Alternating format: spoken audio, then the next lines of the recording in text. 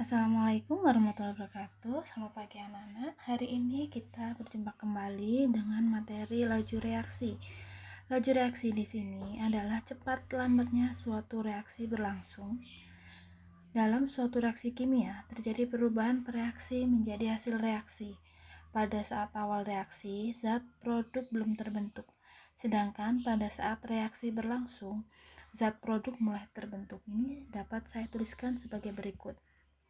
Ini ada reaksi kimia dimulai dari reaktan atau bereaksi, kemudian menghasilkan produk. Jika digambarkan secara grafis, pada awal reaksi zat produk belum terbentuk, maka produk ada di sini, nilainya 0. Sedangkan reaktan memiliki konsentrasi tertentu. Nah, saat reaksi berlangsung, zat produk mulai terbentuk. Lama-kelamaan konsentrasi produk semakin bertambah. Produk yang semula belum terbentuk, lama-kelamaan dia akan terbentuk. Jadi konsentrasi produk akan bertambah. Kemudian untuk reaktan, lama-kelamaan reaktan akan habis. Maka konsentrasi reaktan tiap satuan waktu akan semakin turun. Dengan demikian, laju reaksi dapat diartikan sebagai bertambahnya konsentrasi produk dan berkurangnya konsentrasi reaksi tiap satuan waktu, atau bisa dituliskan secara matematis sebagai berikut. Laju reaksi bisa ditulis V atau R, kita pakai V di sini, merupakan bertambahnya, karena bertambahnya maka tandanya positif, konsentrasi produk delta konsentrasi produk tiap satuan waktu, delta T, atau berkurangnya konsentrasi reaksi, berkurang berarti tandanya negatif, konsentrasi reaktan tiap satuan waktu.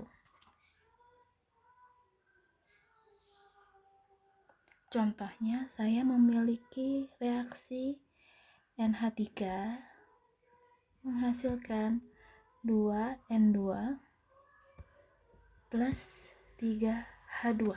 Maka V-nya dapat dinyatakan sebagai pengurangan pereaktan atau reaktan min, karena ini koefisiennya 2, jadi min setengah delta konsentrasi NH3 dibagi delta T, atau sama dengan, karena produknya adalah N2, sini produknya N2 dan H2, maka dapat ditulis plus bertambahnya jumlah N2 setengah delta konsentrasi N2 dibagi delta T, atau sama dengan, di sini ada 3H2, maka plus 1/3 delta konsentrasi H2 dibagi delta T.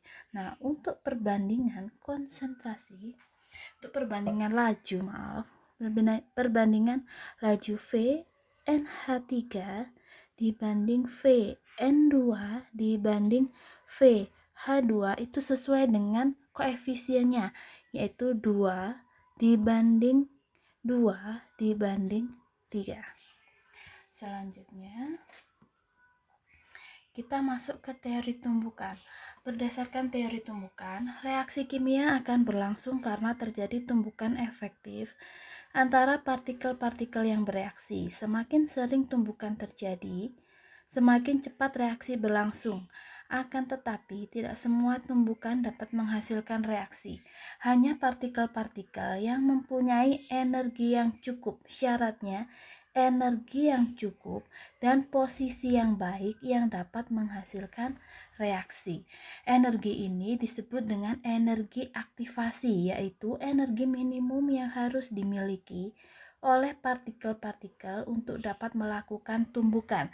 Semakin rendah energi aktivasi, maka reaksi berlangsung akan semakin cepat. Untuk mekanisme reaksi untuk menentukan energi aktivasi dilihat dari mekanisme reaksi keadaan transisi. Jadi, sebelum suatu reaktan itu menjadi produk, ini reaktannya adalah A plus B, dia akan menjadi produk transisi, di mana produk transisi inilah yang akan menentukan besarnya energi aktivasi atau energi minimum yang dibutuhkan suatu reaksi dapat berlangsung. Ini dapat digambarkan pada grafik berikut. A plus B sebelum menjadi C plus D, dia akan membutuhkan suatu energi sebesar EA untuk menjadi keadaan transisi. Setelah terjadi keadaan transisi, maka energinya akan mulai turun dan terbentuklah produk. Inilah yang dinamakan dengan teori tumbukan dan energi aktivasi.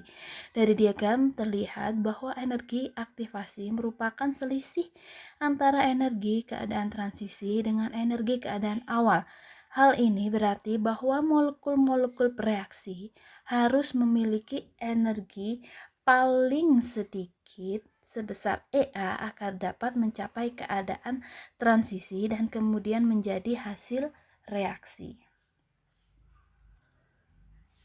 Selanjutnya, faktor-faktor yang mempengaruhi laju reaksi. Pertama, ada konsentrasi. Konsentrasi ini, reaksi kimia berlangsung lebih cepat jika konsentrasi atau zat yang bereaksi lebih besar. Hal ini karena dengan semakin besar konsentrasi, maka semakin banyak partikel zat sehingga tumbukan antar partikel semakin sering terjadi. Dengan demikian, reaksi berlangsung semakin cepat. Gambarannya seperti ini.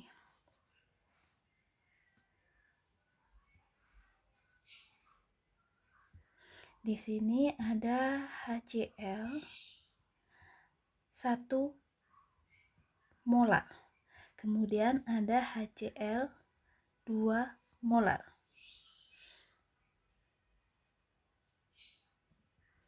HCl plus NaOH masing-masing 1 molar. Yang kanan HCl plus NaOH masing-masing 2 molar. Saya misalkan ini HCl, kemudian NaOH-nya yang warna biru.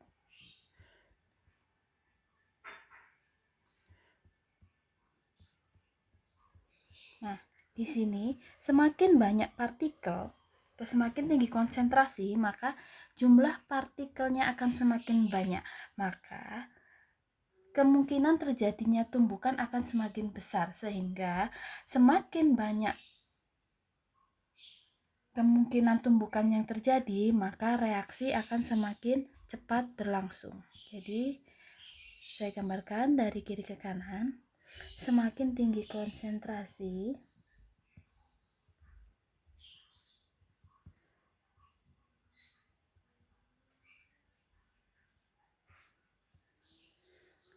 jumlah partikel semakin banyak.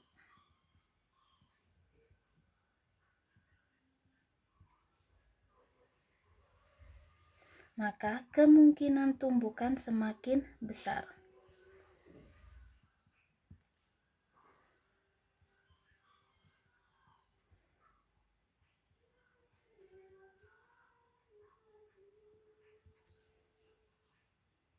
Sehingga laju reaksi semakin cepat.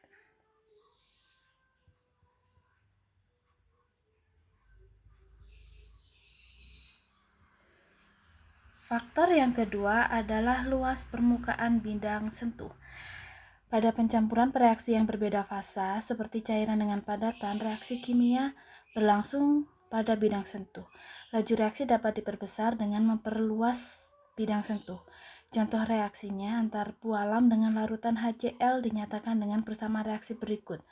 Jika dibandingkan antara pualam berbentuk kepingan dengan berbentuk serbuk, ternyata serbuk pualam bereaksi lebih cepat. Hal ini menunjukkan bahwa pualam berbentuk serbuk mempunyai permukaan bidang sentuh yang lebih luas, sehingga reaksi mudah terjadi. Dengan demikian, semakin luas permukaan bidang sentuh, semakin besar peluang terjadinya tumbukan efektif, sehingga reaksi pun akan semakin cepat. Gambarannya seperti ini. Dalam kehidupan sehari-hari, jika kita menggunakan gula pasir 1 sendok teh. Saya gambarkan besar-besar gula pasirnya.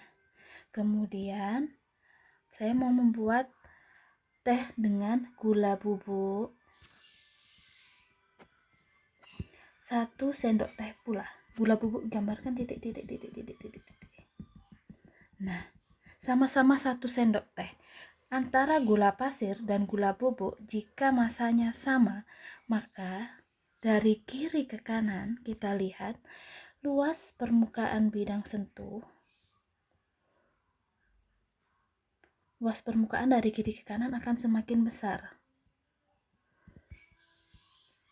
Jika luas permukaan semakin besar, maka kemungkinan tumbukan yang terjadi juga semakin banyak.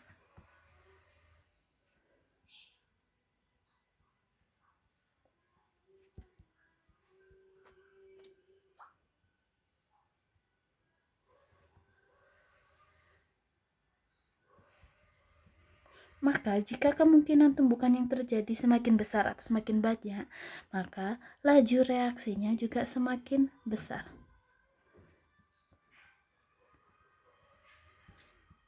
Ini membuktikan bahwa semakin besar luas permukaan, maka laju reaksi semakin cepat. Selanjutnya, suhu. Suhu melalui proses pemanasan reaksi kimia umumnya berlangsung lebih cepat. Contoh reaksi antara larutan natrium tiosulfat dengan larutan HCl dinyatakan dengan persamaan sebagai berikut. Kita gambarkan saja suhu. Suhu ini akan meningkatkan energi kinetik. Misal kita membuat teh pada suhu kamar yaitu 25 derajat Celcius, sedangkan teh dengan suhu 100 derajat Celcius. Nah, pada suhu 25 derajat Celcius gula akan anteng. Dengan pengadukan dia hanya bergeraknya sedikit. Namun jika pada suhu 100 derajat Celcius kita lihat bahwa pada 100 derajat Celcius air mendidih, maka energi yang dimiliki oleh gula itu akan semakin besar. Dia akan bergerak, semakin banyak gerakan. Jadi dari kiri ke kanan suhu semakin besar. Semakin besar suhu, maka energi gerak atau energi kinetiknya semakin besar pula. Nah, semakin energi kinetik semakin besar, maka tumbukan yang terjadi semakin besar pula.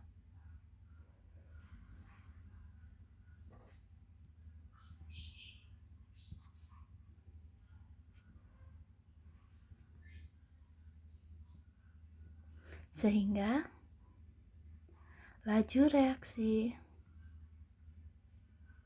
semakin cepat.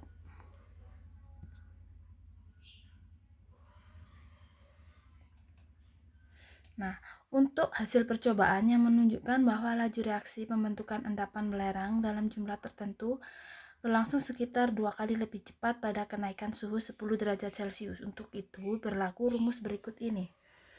Vt sama dengan V0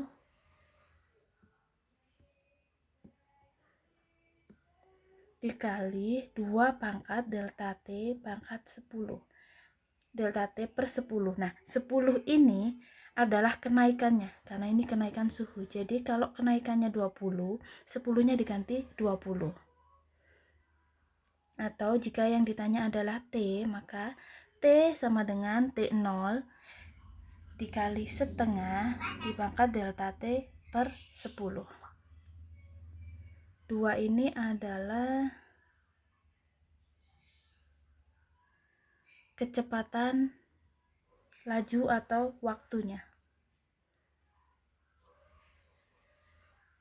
Nah, untuk faktor yang keempat adalah katalisator.